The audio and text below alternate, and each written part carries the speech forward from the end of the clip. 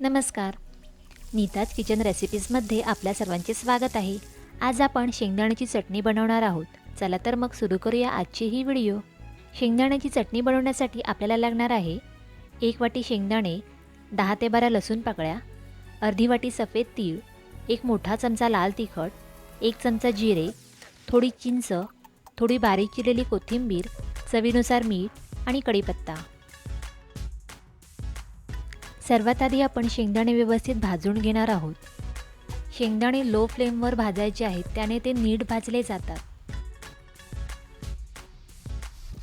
शेंगदाणे भाजून झाल्यावर आपण अशा प्रकारे त्याची सालं काढून घेणार आहोत.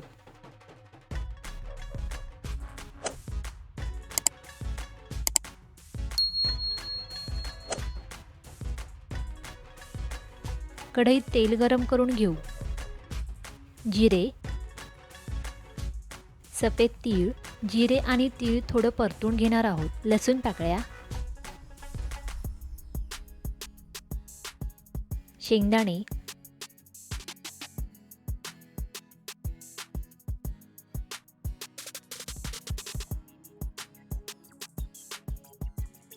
आता हे सर्व एका मिक्सरच्या भांड्यात काढून घेऊ.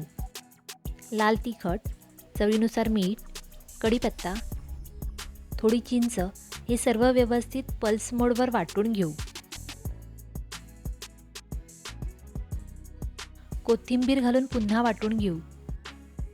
कढईमध्ये तेल गरम करून आपण हे मिश्रण पुन्हा तेलात परतून घेणार आहोत. त्याने ते जास्त दिवस टिकते. आणि आपली शेंगदाण्याची चटणी रेडी आहे. तुम्ही पण ही रेसिपी नक्की घरी करून पहा आणि कशी झाली आहे ते आम्हालाही कळवा. व्हिडिओ आवडला असेल तर लाईक करा आणि सबस्क्राईब करायला विसरू नका. भेटू तर मग पुढच्या व्हिडिओमध्ये नव्या रेसिपीसह. तोपर्यंत धन्यवाद.